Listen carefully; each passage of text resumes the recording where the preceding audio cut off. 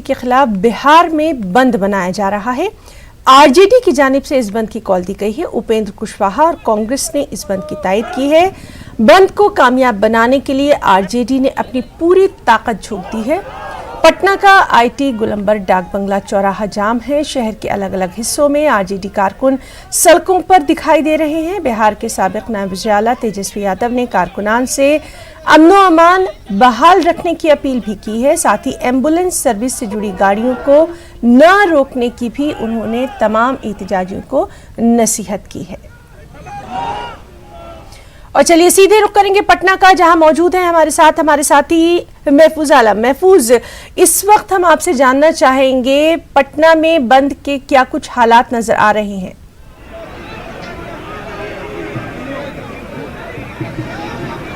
देखिए हिना, आरजेडी की तरफ से बिहार बंद है, जिसकी कांग्रेस पार्टी और उपेंद्र कुशवाहा की पार्टी ने हिमायत किया है। अवामी सतह पे भी लोग यहाँ मौजूद हैं। आपको बताएं कि हम लोग अभी पटना के डकबंगला चौराहे पर हैं और डकबंगला चौराहा का ये नज़ारा है। हम अपने कैमरामैन से कहेंगे कि ये तस्वीरें दिखाएं चारों तरफ कि किस तरह से लोग यहाँ जमा हुए हैं।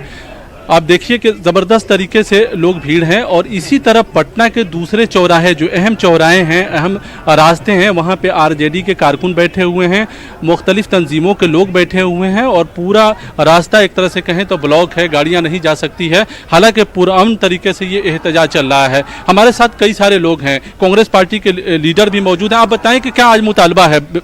हम लोगों का मुतालबा ये है कि सीएए और एनआरसी केंद्र सरकार जल्द से जल्द वापस ले।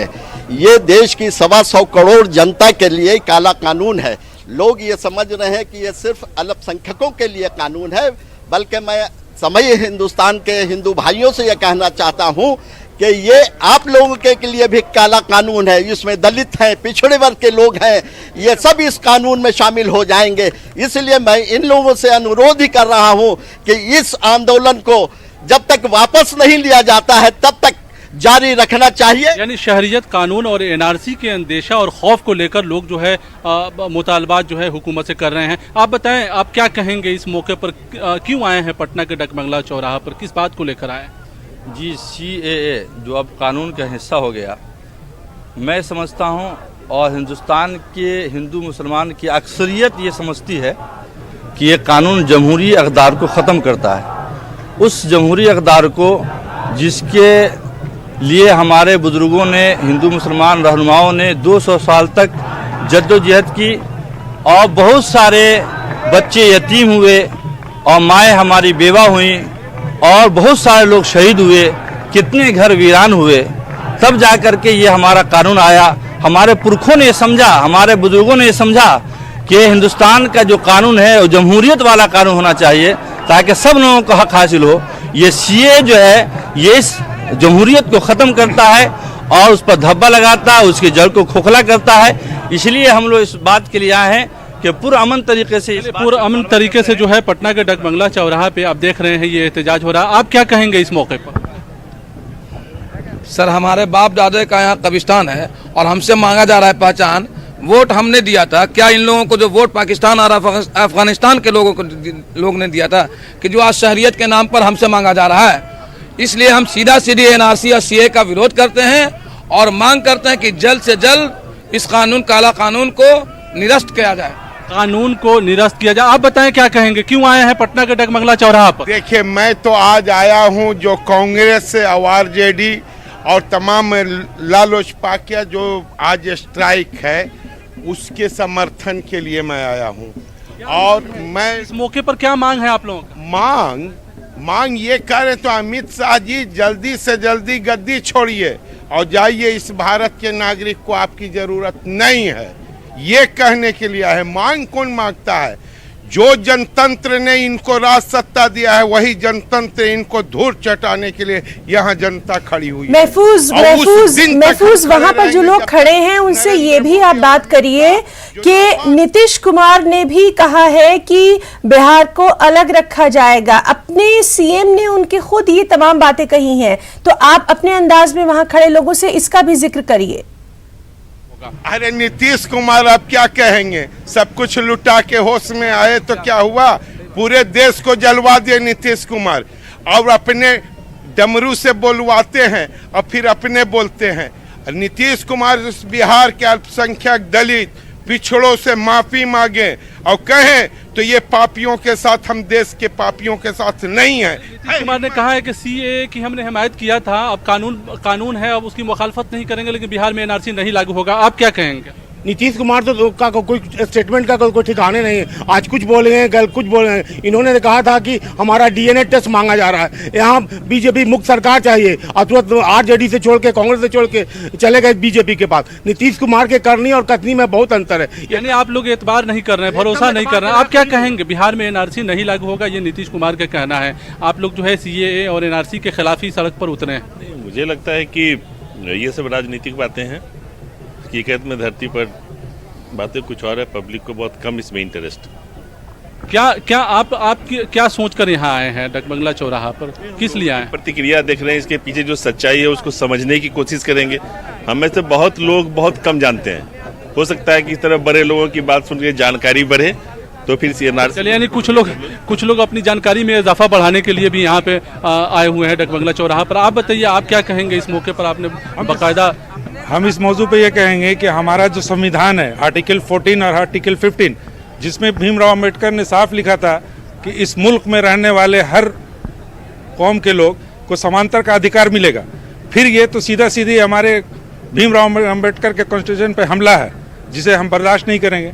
आप उस कॉन्स्टिट्यूशन के हिसाब से हम लोगों को यहाँ रहने का हक है, हम लोगों को साथ भी रहने का हक है, तो फिर इस पे ये सीएए लगाने की क्या ज़रूरत है?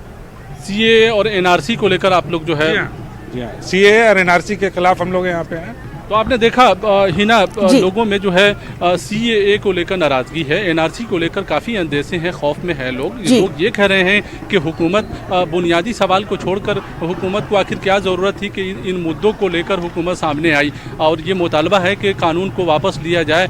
ये भी मुतालबा है कि खुलकर जो है एक बात सामने आए कि हुकूमत का मौक़िफ़ क्या है। नहीं, जब तक खुलकर सामने कोई बात इस तरह से आएगी, तब तक जो है मुजाहरा जारी रहेगा, एहतजाज जारी रहेगा। हिना, आपको ये भी बताएं कि बिहार के मुख्तलिफ ज़िलों में, यहाँ तक कि सीमांचल में, दरभंगा में, चंपारण में, मुजफ्फरपुर में, हाजीपुर में, पटना में, यानी मुख्तलिफ ज़िलों में आरजेडी का बिहार बंद कामयाब करीब अभी तक नज़र ये आ रहा है। आरजेडी के कारकुनों ने दुकानों को बंद कराया है, सड़कों पर गाड़ियाँ नहीं चल रही हैं। मुख्तलिफ शहरों के जो बड़े चौराहे हैं, वहाँ पर आरजेडी के कारकुन बैठे हुए हैं। जाहिर है आमदोरफ्त का सिलसिला जो हो सकता था, महफूज तमाम तर बातें तो हमारे नाजरीन तक पहुंच रही हैं। वहां पर जो लोग मौजूद हैं उसमें दानिश्वर तबका भी दिखाई दे रहा है, उलमाए कराम भी दिखाई दे रहे हैं।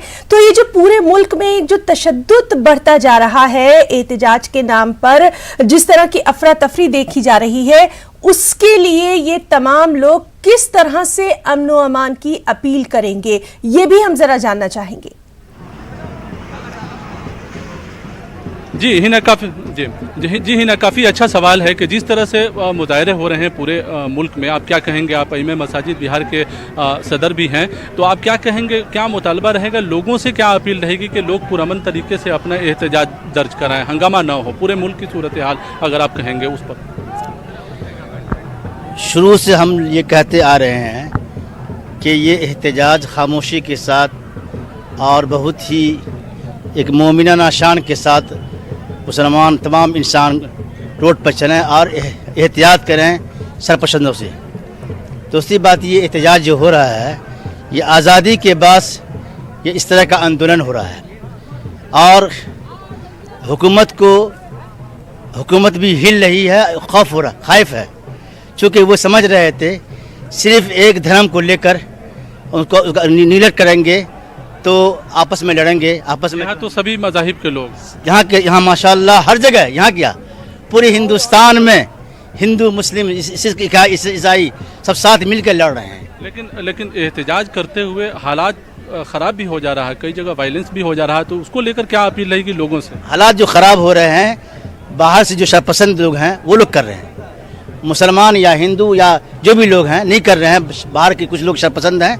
आप देखा होगा कल जामे मस्जिद में वो शांतिपूर्वक जो है मुजाहरा हुआ, लेकिन आखिर में जाके कुछ लोगों ने बाहर से इट्टा फेंका, पत्थर फेंका। जी, तो ये अमन की बाहर से कुछ अपील जो लोग है ऐसे वो हैं। लगातार हम भी कर रहे हैं और इस वक्त महफूज आलम आपके साथ जो पटना में वहां पर तमाम उलमाए कराम जो दानिश्वर तबका था उसने भी अमन की अपील की है। महफूज, बहुत बहुत शुक्रिया अदा करना चाहेंगे आपका और आपके जो तमाम मेहमान खड़े हैं उनका भी, और आगे भी हम आपसे अपडेट लेते रहेंगे। और इस वक्त एक अहम खबर हैदराबाद